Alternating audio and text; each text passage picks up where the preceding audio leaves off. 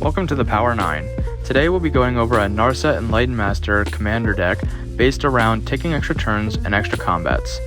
It's a very competitive deck that focuses on her ability to cast things for free and get things off the top whenever you exile the top 4 cards with her attack trigger. She's a 6-cost commander, and we'll get into the deck list now. One of the best ways to utilize her ability is with take an extra turn cards. As you can see, they cost a lot to cast, as this one on top costs 10 mana, but with her attack trigger where you're going to be casting 4 things for free, it doesn't really matter what it costs as long as it's on top and you can cast it with her ability. So this deck utilizes a lot of take an extra turn cards, as you can see here, with things like Time Warp, Rise of the Eldrazi, a newer one from Commander Masters, Temporal Manipulation, Walk the Aeons, Beacon of Tomorrows, which will get shuffled back in whenever you cast it, so you can cast it again, Capture of Jinzhou, another reprint from Commander Masters, and an important one, Nexus of Fate. Nexus of Fate combos with another card from the deck called Enter the Infinite, which allows you to take infinite extra turns whenever you cast Enter the Infinite and put Nexus of Fate right back on top. With its ability to go back into the graveyard after you cast it and shuffle it back in, if it's the only card in there, you'll be able to take infinite extra turns when you draw it on the extra turn. You've also got other cards like Expropriate, Teferi Master of Time, Temporal Trespass, Alrund's Epiphany, and Temporal Mastery. Due to Narset's attack trigger, you're going to want to be able to utilize that as many ways as you can. When you attack with her, there's a chance that you might not be able to hit something that you'll be able to cast off of her, like an extra turn card or some other impactful spell, so you're going to want to have stuff in there that allows you to do it as many times as you can in one turn. So we filled the deck with a couple taking extra combat steps as well, that allows you to use her ability as many times per turn as you can find. If you hit one of these, it'll allow you to take an extra combat and get her triggered ability another time. So we have things in there like Seize the Day, Relentless Assault, Aggravated Assault, and Fury of the Horde. Aggravated Assault's important because as long as you have the mana to activate it, you'll be able to do it as many times as you want per turn, and be able to take as many extra combats.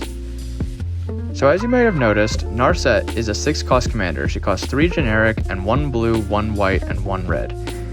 Because of that, she's pretty hard to cast early, but that's why we filled the deck with a lot of utility mana rocks, especially things with 0 mana cost. 0 mana cost means you can play it without having to even tap any mana, which allows you to use the lands that you played on that turn for anything else that you might have had in your hand. So, we have a couple 0 mana rocks in here like Jeweled Lotus, Lotus Petal, and Chrome Mox. Jeweled Lotus is important because it's basically a dulled down version of Black Lotus, one of the Power 9s. Black Lotus was a busted card from the first Magic set and read 0 mana artifact that you could sacrifice for 3 mana of any one color. That's pretty much the same as what we're going on here, but it can only be used on your commander. Even still, it's very busted, especially when your commander costs 6 mana and this gives you half of that already. Lotus Petal and Chrome Mox are also very good because they only add 1, but that's still better than having to pay 1 mana for it, even though they cost 0. Lotus Petal is a one-time use artifact, but even still you're going to use it on your commander and get that out of the way. Chrome Mox is even better because you can use it turn after turn and not have to sacrifice it.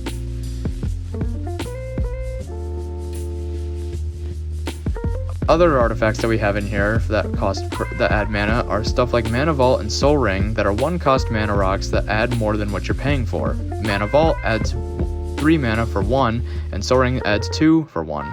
There's also the Talismans that add colored mana, like Talisman of Conviction and Creativity from the Doctor Who set, and then Arcane Signet and Thought Vessel. Also, there's more utility instants and sorceries that instead of hitting something like an extra turn spell, you'll be able to hit one of these that allows you to do something impactful depending on how you set up your turn. Things like Mind's Desire lets you cast things for free like your commander does, but adds another copy of it for every thing you casted before it. There's also Omniscience, which allows you to cast things for free, and Mnemonic Deluge, that you can cast things from your graveyard without paying their mana cost, and bring up your storm count because it does cast as a copy. There's also Enter the Infinite, which as we talked about earlier, which allows you to partner with Nexus of Fate and cast infinite extra turns as long as you put that card back on top when you draw your whole deck with Enter the Infinite. Lastly, there's Approach of the Second Sun, which is a very important card from a couple sets ago, which allows you to cast it twice, and then if you cast it the second time, you win the game. The first time it goes 7th from the top, and then the last time you cast it for free.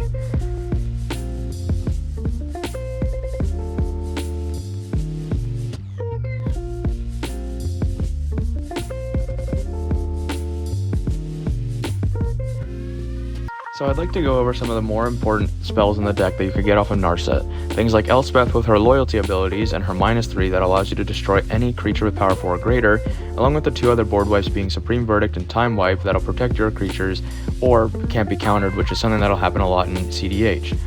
There's other cards like Omniscience that allow you to cast anything for free from your hand, and it costs 10 mana, so getting it off of Narset's attack trigger is very important because you don't want to pay 10 mana for it. I also have Approach of the Second Sun here because I wanted to highlight how powerful that card is. The first time you cast it, you put it 7 from the top, and then you gain 7 life, which you want to get off of Narset's attack trigger. The second time, you have to cast it from your hand, which makes it a little difficult to get off of Narset, but you put it 7th from the top of your deck, so the top 6 cards go on top of it, and then you'd hope to draw it after getting one of the Narset triggered abilities. You draw a card for turn, then do Narset's attack trigger, get the top 4, and then draw it the next turn, and play it again as your card for the turn, and hopefully win the game. The second time you cast it, you do win the game. There's 2 other cards like Lightning Greaves and Swiftfoot Boots, which are almost functional reprints of each other with the Hexproof and Shroud abilities, but they also have Haste, which you want to be able to get on Narset as fast as possible and swing with her as quick as possible. There's other cards like Swords to Plowshares, Path to Exile, Generous Gift, and Stroke of Midnight. Swords to Plowshares and Path to Exile being almost identical, being 1 mana exile spells that just give your opponent an upside, along with Generous Gift and Stroke of Midnight being able to destroy any permanent other than non-land permanent for Stroke of Midnight, but they give your opponent 1 creature, which isn't that big a deal.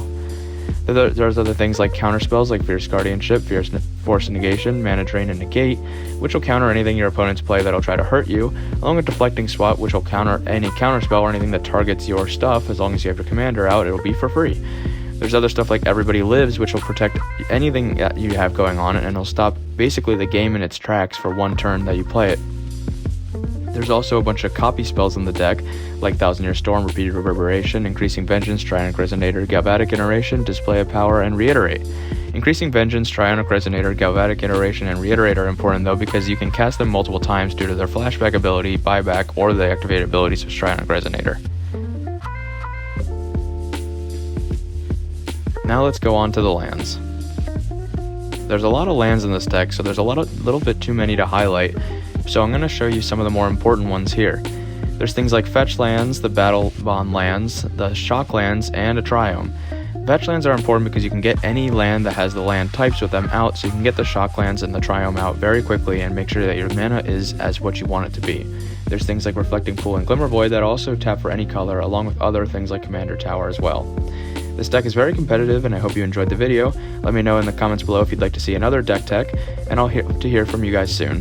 Thank you.